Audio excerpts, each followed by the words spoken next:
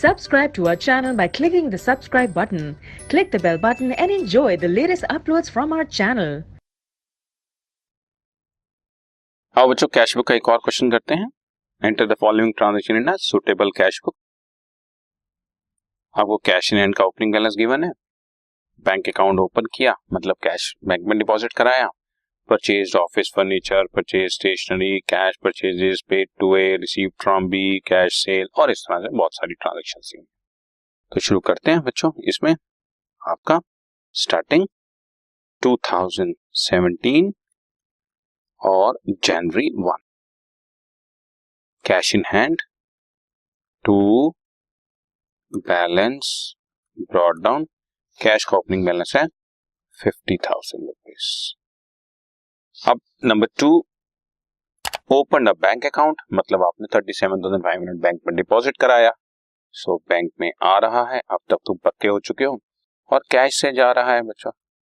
Cash के सामने लिख दो बाय बैंक अकाउंट और बैंक के सामने लिख दो कैश अकाउंट, और दोनों के सामने सी मेंशन करना जरूरी है और डेट जनवरी 2 की है। ठीक है। जनवरी 3 को purchase office furniture and paid by cheque. So by furniture account, cheque से आपने पेमेंट की है, अमाउंट इज 2,500। परचेज स्टेशनरी 6 तारीख को बच्चों, और कुछ नहीं बताया तो कॉमन सेंस है, आपने कैश से पेमेंट की है, purchase stationery. So by stationery 500 rupees.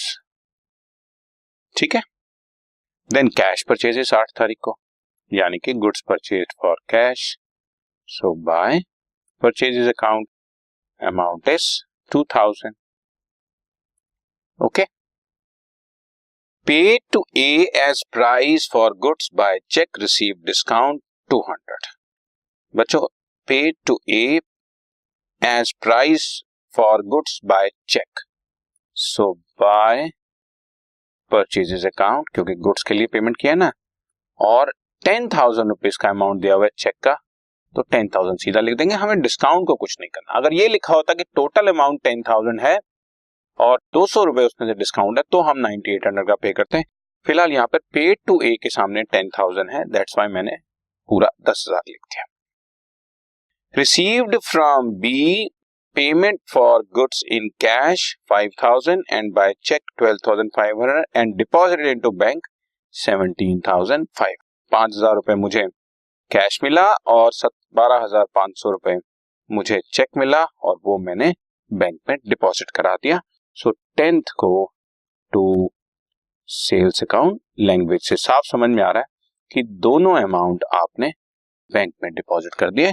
17,500, 5,000 रुपए गुड्स भी और 12,500 भी, और वैसे भी डिपॉजिट इनटू बैंक के सामने 17,500 लिखा ही हुआ है।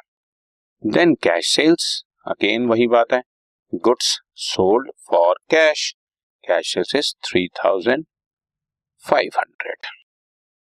बीस चेक रिटर्न्ड डिसऑनर्ड, ये जो बी का चेक हमें 10 तारीख को मिला था और हमने बैंक में डिपॉजिट करा दिया था 12,500 का ना, ये बी का चेक 16 तारीख को डिसऑनर हो गया। और जब भी किसी का चेक डिसऑनर होता है तो बाय पार्टीज नेम लिखकर बैंक में उसके चेक का अमाउंट क्रेडिट कर देते हैं, मतलब वो पैसा नहीं मिला। 12,500 का चेक था, 16 तारीख को डिसऑनर हो गया, सो 16 तारीख को बाय बीज अकाउंट हमने 12,500 बैंक के क्रेडिट साइड पे लिख दिया। इसके बाद 18 तारीख को कह रहा है cash purchases, so by purchases account. Cash purchases का मतलब हमने 5,000 रुपए कैश से किया और चेक से 4,500 किया, तो क्लियर किया हुआ है 5,000 कैश और 4,500 चेक से। Withdraw cash from bank for personal use, so जब पर्सनल यूज के लिए निकालेंगे तो बाय ड्रॉइंग्स अकाउंट बच्चों, और बैंक से निकाला है ना, विड्रॉ कैश फ्रॉम बैंक। ठीक है, 1,000 रुपीज। इसके बाद sold goods for cash and deposit the cash into bank, हमने गुड सेल किए और वो कैश बैंक में डिपॉजिट करा दिया।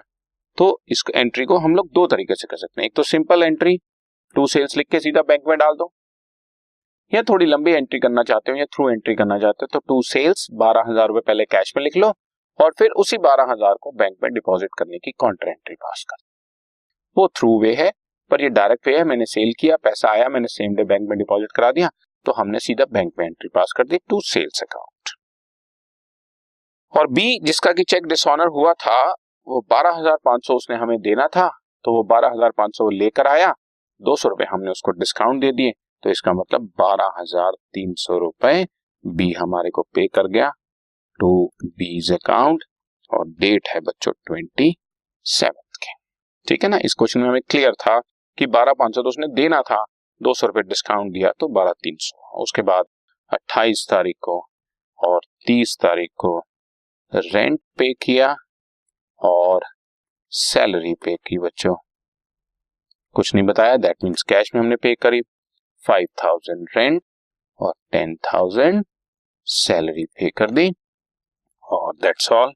31st को हम इसका बैलेंस कैरेट डाउन कर देंगे और नेक्स्ट मंथ की फर्स्ट डेट को बैलेंस ब्रॉट डाउन कर देंगे, बैलेंस ब्रॉट डाउन। ठीक है ना, राइट। बस अब मैं टोटलिंग कर रहा हूं। डेबिट साइड का मैंने टोटल किया, दिस इज 65,800 और क्रेडिट साइड की ट्रांजेक्शन का टोटल है 37,500 प्लस 500 प्लस 2,000 प्लस 5,000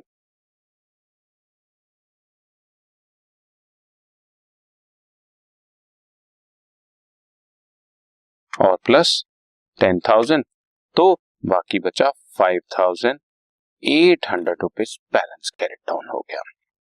ठीक है जी, राइट है ना।